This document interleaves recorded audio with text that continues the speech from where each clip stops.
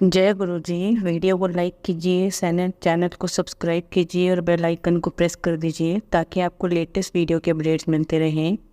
व्यक्ति अपने कर्मों से महान बनता है, ना कि अपने जन्म से।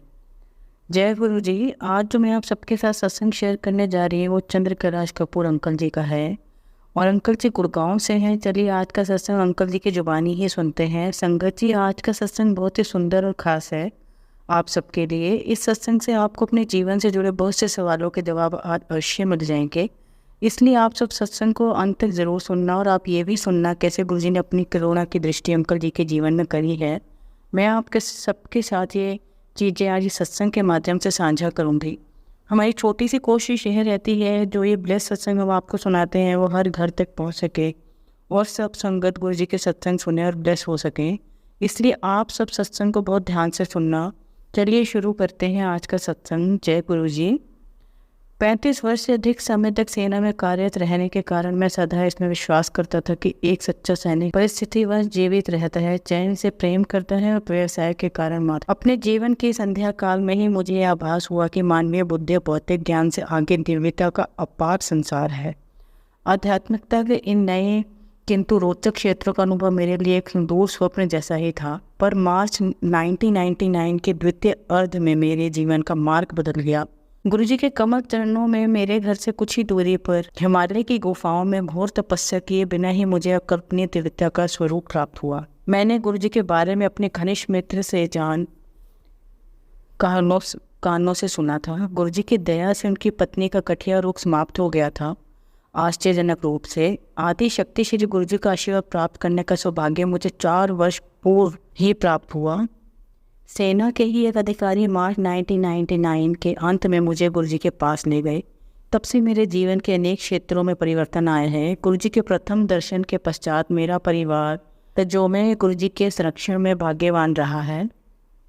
मैं दृढ़तापूर्वक कह सकता हूँ कि गुरुजी शिव के अवतार हैं, जिनके पास विशेष रूप से इस कलयुग में विधाता द्वारा सब नक्षत्रों के समस्त कष्टों का निवारण करने का उत्कृष्ट कोश है। यह समझ लेना चाहिए कि गुरुजी न केवल इस ग्रह के कठिन से कठिन असाध्य रोगों को समाप्त करने की अद्वितीय क्षमता और अद्भुत शक्ति रखते हैं, अपितु शिव की भांति वे वैद्यनाथ हैं। रोग का नाम लेते ही वे उसका उपचार अपनी अनोखी पद्धति से करते हैं। उनके कमल चरणों में समर्पण करते ही यह कार्य स्वयं ही आरंभ हो जाता है। पंजाब, हरियाणा, राजस्थान, दिल्ली, पूरे भारत और विश्व में उनके लाखों अनुयायी इसका प्रमाण दे सकते हैं। मेरे रिटायरमेंट के बाद अनेक अवसरों पर मुझे उनके स्पर्श मात्र से यह आशीष प्राप्त हुआ है। उस समय भी जब जीवन की सर्वाधिक सच्चाई मृत्यु मुख खोले मेरे सामने खड़ी थी। मधुमेह रोग से ग्रस्त मेरी पत्नी सुशीला को भी गुरु कृपा प्राप्त हुई है। गुरुजी ने उसके दर्शन के प्रथम दिन ही उसे हाथ भर के लड्डू और मिठाई का प्रसाद दिया और उसकी मधु की मात्रा घटकर केवल 107 रह गई। प्रथम भोजन करने से पूर्व उसकी मधु की मात्रा 200 से अधिक रहती थी। इस बार जब परिणामों में उसमें मधु की घटती हुई मात्रा के परिणाम आए तो मुझे सहसा अपनी आंखों पर विश्वास ही नहीं हुआ। गुरुजी के दिव्य आशीष का यह प्रत्यक्ष प्रमाण था। सितंबर 2002 में मेरे वृक्ष स्थल में बहुत पीड़ा हुई और मुझे बाईपास शल्य क्रिया करवाने का परामर्श दिया गया। दिल्ली स्थित रेफरल और रिसर्च चिकित्सालय से मैं सीधा गुरुजी के पास गया। उन्होंने कहा यद्यपि मुझे स्टंट की आवश्यकता नहीं है, दूरदर्शिता से मुझे शल्य क्रिया स्क्वाट में करवानी चाहिए। उन्होंने मुझे एक ताम्र लोटा लाने को कहा, जिसे उन्होंने अपने हाथों से भी मंत्रित किया। उन्होंने मुझे और मेरी पत्नी को उसमें से प्रतिदिन प्रातः खाली पेट जल पीने को कहा। उस दिन से हम दोनों उसमें से जल पीते आ रहे हैं। कठिन प्रतीत होने वाले हृदय रोग की चिंता से मैं मुक्त हो चुका हूँ। मैं एक बहुत ही अचंभे संदर्भ की ओर ध्यान आकर्षित करना चाहता हूँ। 2004 के शीतकाल में गुरुजी ने जलंधर जाने से पूर्व सेवानिवृत्त वैज्ञानिक सैनिकों को आशीर्वाद देने की आकांक्षा व्यक्त करी। मैंने गुरुजी को बताया कि राष्ट्रीय राजधानी क्षेत्र में बहुत अधिक सेवानिवृत्त सैनिक नहीं होंगे, तो क्या उस अवसर पर सेवारत सैनिकों जो राष्ट्र के अमूल मानव संसाधन है को भी बुला लिया जाए। सदा की भांति उदार हृदय गुरुजी ने हामी भरकर कहा कि तिथि और स्थान के बारे में वह बाद में बताएंगे। कुछ दिनों के पश्चात जब मैंने गुरुजी से पुनः इसका उल्लेख किया तो उन्होंने मुझे श्री प्रेम सिंह सिंगापुर में भारत के भूतपूर्व राजदूत के साथ छतरपुर मंदिर के निकट एक स्थान का निरीक्षण करने को कहा। हम गुरुजी के एक अन्य अनुयायी श्री कलेर के विस्तृत फार्म हाउस पर रात्रि में 11 बजे गए।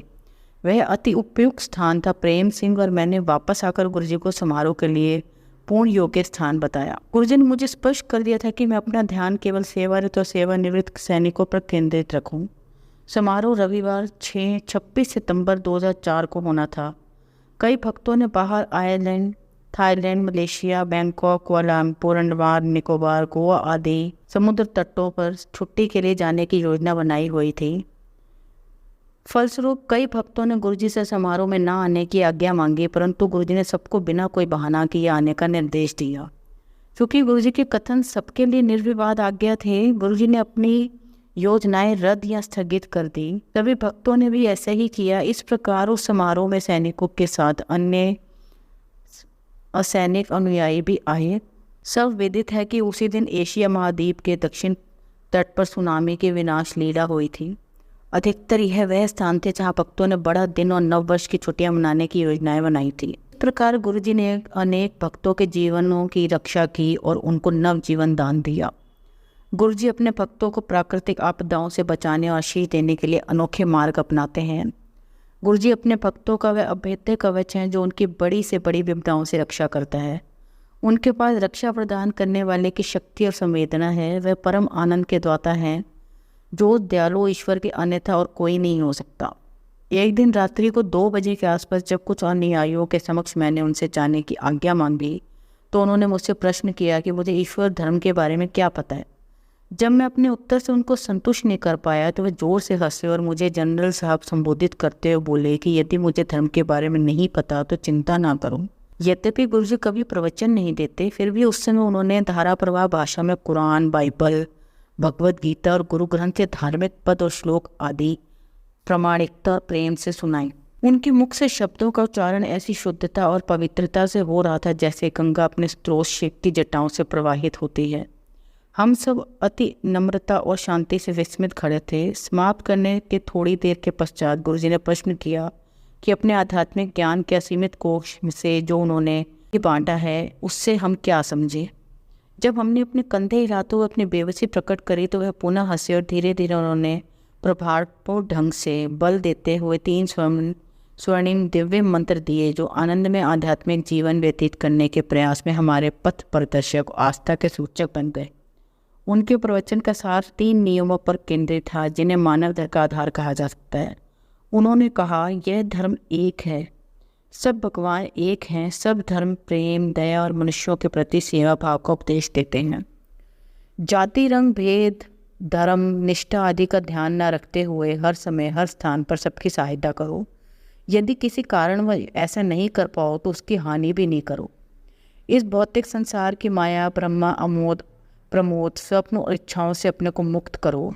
प्रतिदिन अपने व्यस्त कार्यक्रमों में से थोड़ा सा समय निकालकर समाधि में बैठकर जीवन में निपुणता प्राप्त करने के लिए और आध्यात्मिक मार्ग पर अग्रसर होने के लिए ध्यान करो। सारांश में उन्होंने सुझाव दिया कि अपना कुछ ध्यान, ऊर्जा और समय उस दिव्य परमात्मा को प्राप्त करने के लिए उसकी ओर केंद्रित करो। उस रात मुझे अपने जीवन का सबसे बड़ा पाठ मिला और मानवता की सेवा ही प्रभु की सेवा है। उक्ति में मुझे विश्वास को और बल मिला। 2005 में एक दिन जब मैं DLF गुड़गांव में अपनी पत्नी के साथ प्रातः भ्रमण के लिए निकला तो एक मदहोश सांड ने मेरे वक्त स्थल पर अपने सींग मार दिए। मैं कुछ घंटे बेहोश रहा। जब मेरी चेतना लौटी तो मैं रेफरल और रिसर्च चिकित्सालय के गहन सेवा केंद्र में लेटा हुआ था। मेरी पत्नी और कुछ संबंधी मेरी शैया के किनारे थे। मुझे लगा कि मेरा अंतिम समय आ गया है। शाम को मेरी पत्नी और बेटी गुरुजी के पास गए। पूरा संदर्भ सुनकर और कुछ समय तक चुप रहने के बाद उन्होंने मेरी पत्नी को प्रसाद दिया जो मैंने अगले दिन चिकित्सालय में खाया।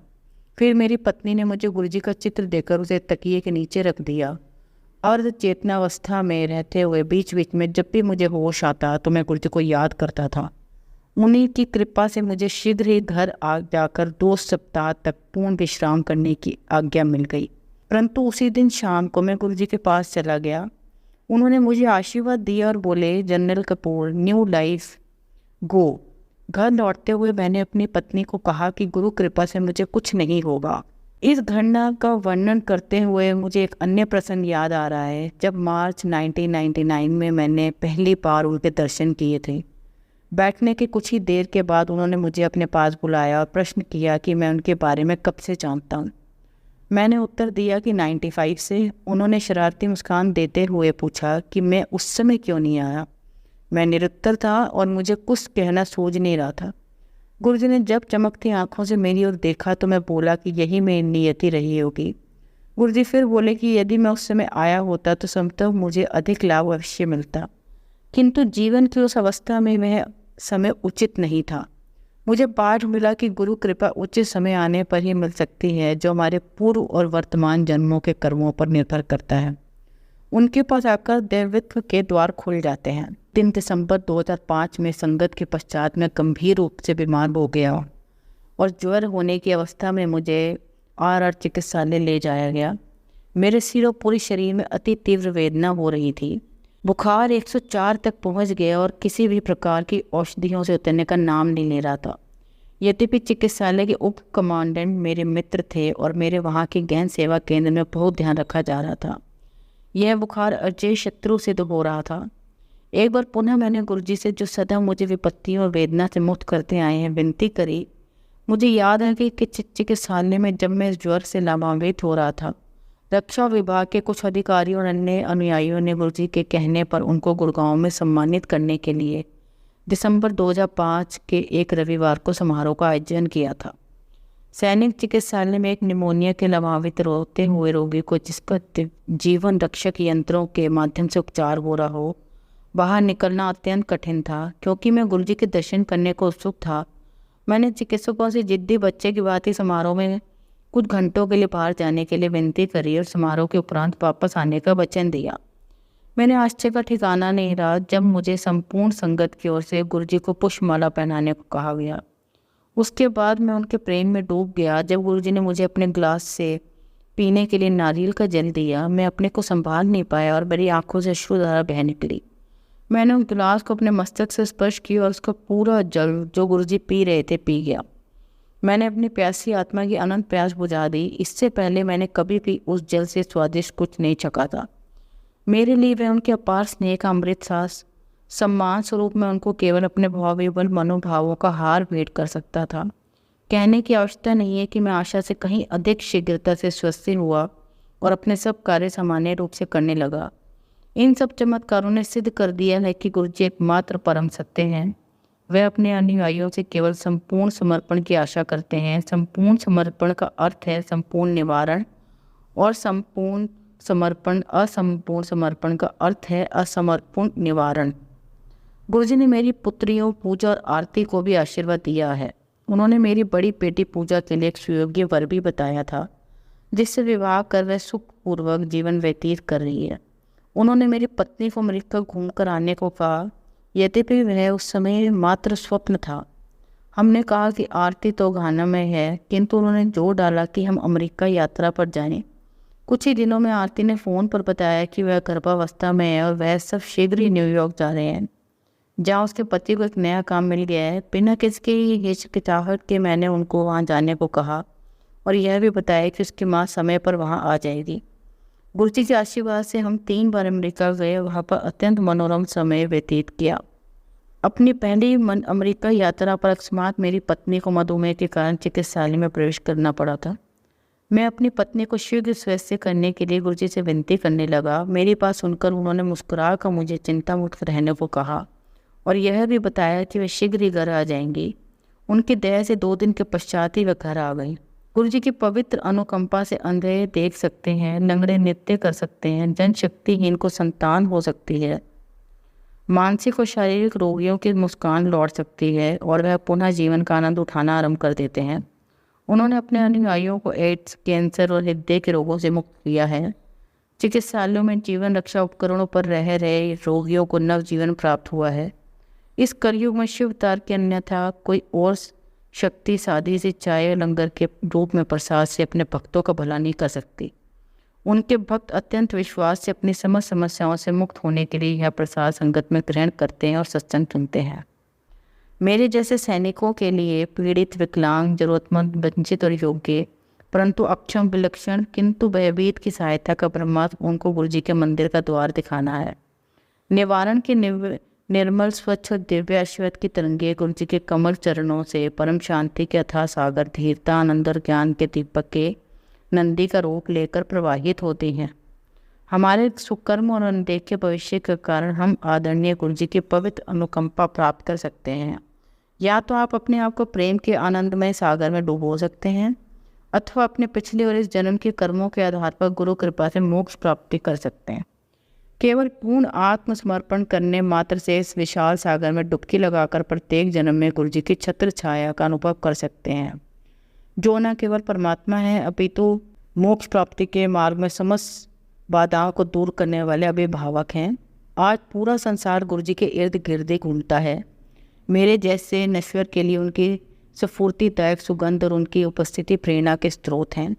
पूजनीय गुरु जी सर्वशक्तिशाली, सर्वज्ञाता और सर्वत्र विद्यमान हैं। उन्होंने अपने सब भक्तों के भूत, वर्तमान और भविष्य का ज्ञान है। वह परमात्मा की भांति अपने समस्त अनुयायियों की धार्मिक उन्नति और दिव्य आनंद की प्राप्ति में सहायता करते हैं। उनके चमत्कार उन्हीं के लिए होते हैं जो उनमें विश्वास रखते हैं। भवसागर पार करने के लिए अच्छे कर्मों में स्फुटित होती सकारात्मक किरणें और सादर गुरु जी में अवचल अवस्था बनाए रखने का आवश्यकता है। सबसे अधिक महत्वपूर्ण है मेरे जैसे सैनिक और योद्धा बनने का विरल प्रयास, जो निर्वाण के अनजान क्षेत्रों में होकर जाते हुए कठिन मार्ग पर आ रही समस्त बाधाओं का सामना करने का साहस दे। अत्यंत नम्रता से मैं परम पूजनीय आदरणीय गुरु जी के कमल चरणों में नमन और उनका अभिवादन करता हूँ। जय गुरु जी। अब आप सबको एक कहानी सुनाती हूँ। आप सब कहानी को बहुत ध्यान से सुनना। कहानी का शीर्षक है वन लास्ट चांस। दुनिया में कुछ भी नहीं, फिर भी लोग अपने इरादे तोड़ देते हैं। अगर सच्चे दिल से हो चाहत कुछ पाने की तो सितारे भी अपनी जगह छोड़ देते हैं। दोस्तों, जिंदगी में कुछ बड़ा करने के हमें बहुत कम चांस मिलते हैं और कई बार ऐसा होता है कि हमें चांस तो मिलता है लेकिन हम उसे गंवा देते हैं। किसी विद्यार्थी के जीवन में भी मौक़ों की बहुत अहमियत है। जैसे एग्ज़ाम एक बार होता है और उसमें टॉप करने का मौका भी एक ही बार मिलता है। ज़िंदगी के हर मोड़ पर हमें मौके मिलते रहते हैं। समझदार लोग अक्सर उन मौक़ों का फ़ायदा उठा लेते हैं। आज की कहानी भी कुछ ऐसी ही है जो आपको सही मौके को यूटिलाइज़ करने की सीख देगी। विद्यार्थियों के लिए प्रेरणादायक कहानी सिर्फ विद्यार्थियों के लिए नहीं बल्कि हर किसी के लिए बहुत इम्पोर्टेंट है। इस कहानी को सब ध्यान से सुने और जो सीख मिले उसको हमेशा याद रखें। कहानी एक ऐसे लड़के की है जो एक किसान की बेटी से प्यार करता था और उससे शादी करना चाहता था। एक दिन वो लड़का अपनी शादी की बात करने उस किसान से मिलने गया और आकर बोला कि मैं आपकी बेटी से प्यार करता हूँ और मैं उससे शादी करना चाहता हूँ। किसान ने उस लड़के को बहुत ध्यान से देखा और कहा, तुम मेरी बेटी से शादी कर तो सकते हो लेकिन उससे पहले तुम्हें अपनी काबिलियत दिखानी होगी। तुम मेरे साथ मेरे खेत पर चलो, वहाँ के मैं एक एक करके दरबे में से 3 मुर्गे छोड़ूंगा। उसमें से तुमको कम से कम एक मुर्गा पकड़ना होगा। अगर तुमने किसी भी एक मुर्गे को पकड़ लिया तो मैं समझ जाऊंगा कि तुम्हारे अंदर काबिलियत है और फिर मैं तुम्हारी शादी अपनी बेटी से करा दूंगा। लड़के ने उनकी बात सुनी और वो दोनों खेत पर पहुंचे। लड़का मुर्गे को पकड़ने के लिए सही पोजीशन बनाने लगा। किसान ने दरबे का दरवाज़ा खोला और उसमें से एक बड़ी चोंच वाला मुर्गा निकाला जो दिखने में काफ़ी खतरनाक था। लड़का उससे देखकर थोड़ा डर गया और सोचने लगा कि इसकी चोंच काफ़ी बड़ी है, इसको जाने देता हूँ। अभी 2 मुर्गे और हैं, उनमें से जो हल्का फुल्का होगा मैं उसे पकड़ लूँगा। उसने उस मुर्गे को जाने दिया। अब वो दूसरे मुर्गे के आने का इंतज़ार करने लगा। थोड़ी देर रुककर किसान ने फिर से दरवाज़ा खोला और इस बार पहले वाले से भी बड़ा मुर्गा बाहर निकला। वो लड़का सोचने लगा कि इससे अच्छा तो वो पहले वाला मुर्गा ही था। इस मुर्गे से भी वो डर गया और सोचने लगा कि कुछ भी हो जाए आखिरी मुर्गे को तो पकड़ ही लेगा, और उसने इस मुर्गे को भी छोड़ दिया। तीसरी बार जब दरवाज़ा खोला तो इस बार एक छोटा सा मुर्गा बाहर निकला, जिसे देखकर लड़का खुश हो गया और सोचने लगा कि ये तो छोटा मुर्गा है, इसे तो मैं एक ही बार में पकड़ लूँगा। जैसे ही वो लड़का छोटे मुर्गे को पकड़ने के लिए उसकी तरफ भागा तो वो मुर्गा उड़कर सीधा दरबे की छत पे बैठ गया। उससे वो छोटा सा मुर्गा भी नहीं पकड़ा गया और उसने अपना लास्ट चांस भी खो दिया। लड़का मायूस हो गया। किसान उसके पास आकर बोला, तुम अपनी काबिलियत साबित नहीं कर पाए। मैंने तुम्हें 3 मौके दिए लेकिन तुमने आसान मौका पाने के चक्कर में अपने 3 मौके गंवा दिए। तुम चाहते तो पहली बार में ही कोशिश करके पहले वाले मुर्गे को पकड़ सकते थे, क्योंकि वो मुर्गा बड़ा था और अपने वजन की वजह से वो ज़्यादा ऊंचा उड़ नहीं सकता था। और वैसा ही दूसरा मुर्गा था, लेकिन तुमने सबसे छोटे मुर्गे को पकड़ना आसान समझा, जबकि वो छोटा है, सबसे फुर्तीला। अगर तुम पहले कोशिश करते तो सफल हो जाते। अब सीख जो हमें इस कहानी से मिलती है, ये छोटी सी कहानी हमें ये सी बात सिखाती है कि हमारी ज़िंदगी अवसरों से भरी पड़ी है, जिसमें कुछ चांस काफ़ी इजी होते हैं तो कुछ काफ़ी टफ। मगर हम अपना पहला चांस ही मिस कर देंगे तो फिर वह चांस लाइफ में कभी नहीं आता। इसलिए जो भी अक्सर आपके सामने आए उसका सही वक्त रहते फ़ायदा उठा लेना चाहिए, फिर चाहे वह चांस कितना भी कठिन क्यों ना लगे, क्योंकि ये ज़रूरी नहीं कि दूसरा चांस पहले वाले चांस से ईजी हो। ज़िंदगी में आसान मौक़ों की तलाश मत करो, भले ही आपको एग्ज़ाम दें या फिर किसी जॉब इंटरव्यू की तैयारी करें। हमेशा इस हिसाब से मेहनत करें कि आपके पास उस चीज़ को हासिल करने का सिर्फ एक ही चांस है, और अगर आपने वो गंवा दिया तो फिर आपको दूसरा मौका नहीं मिलेगा। जब हम ऐसी मेंटालिटी के साथ किसी चीज़ की तैयारी करेंगे तो तभी जाके हम सक्सेसफुल हो पाएंगे। हम ये सोच के भी किसी एग्ज़ाम के लिए ठीक से नहीं पढ़ते कि इस बार नहीं हो पाया तो अगली बार निकाल लूँगा, और फिर ऐसा करते करते हमारी एज भी निकल जाती है और हम किसी एग्ज़ाम को क्लियर नहीं कर पाते। इसलिए मौका मिले तो पहली बॉल में ही चौका मार दो, दूसरी बॉल का इंतज़ार मत करो। अगर लाइफ में कुछ बड़ा करना चाहते हो तो आपको रिस्क उठाना ही पड़ेगा, फिर चाहे आपकी सिचुएशन कितनी भी टफ क्यों ना हो। और हमेशा याद रखें कि ज़िंदगी हर बार आखिरी मौका नहीं देती, इसलिए रिस्क लेना सीखो और कठिन मौक़ों को अपने हक़ में करना सीखो। ऐसा तभी पॉसिबल है जब आप प्रैक्टिस करेंगे, मेहनत करेंगे, खुद को ये भरोसा दिलाएंगे कि आपके अंदर काबिलियत है और आप कुछ बड़ा अचीव कर सकते हैं। जय गुरु जी। संगत जी, अगर आपको आज का सत्संग अच्छा लगा हो तो आप इस सत्संग को और संगत के साथ ज़रूर साझा करें, जिससे वो भी महाराज का दिव्य आशीर्वाद प्राप्त कर पाएँ। जय गुरु जी। शुक्राना गुरु जी।